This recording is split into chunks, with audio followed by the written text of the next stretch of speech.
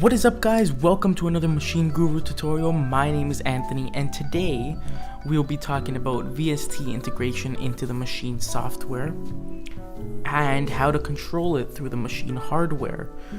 So first of all, if you're just getting into Maschine, I will show you the path to where you will set up your VST plugin. So you would go to File and then Preferences, and then it would normally be in General, but you would go down to Plugins and you'll be presented with this screen.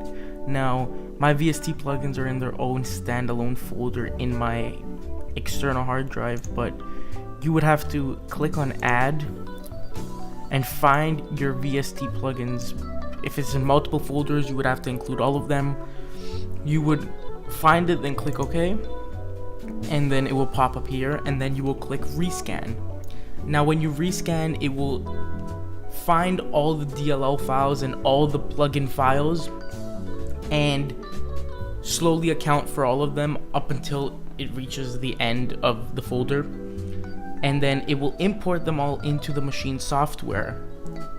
Once that happens, you can go to the manager and manage which ones you want to appear in the actual menu, in the actual plugins menu. So if I don't want Absinthe, I would unclick Absinthe. Normally though, all the ones I have in the VST plugins folder I want to have in the actual menu. So here at the bottom we have a few options. Rescan again. Clear would be to clear all my VST plugins. So if you have plugins that don't work all accounted for here, you could clear certain ones. Select, I actually have no idea what it does. Okay, you can select default presets for each one. That's actually pretty cool. Here at the bottom is scan at startup. Normally by default this is actually checked off, but what this does is, if it is checked off, it will automatically rescan the folder that you have included, the VST plugin folder that you have included. It will automatically rescan that every time you open up Maschine. Now, I normally just rescan it every time I add one into the VST plugins, just because I like it better that way.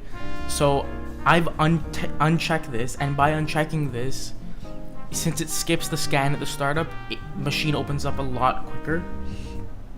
So that's just a tip if you don't want to go through the scanning process unnecessarily every time. So next I will show you how to open a VST plugin. So for example purposes, we'll open up an instance of Contact here by going to Plugins, and Contact 5 is right here. We'll wait for that to load, and then to open up the actual VST plugin, we will click this little edit button right here, and we will see that Contact opens up. Now if I just put this here, I will show you that in these knobs right here, there's nothing assigned to them right now, but you can control these through the software, obviously by clicking, holding, and moving up and down. But in the actual hardware, you can control them as well.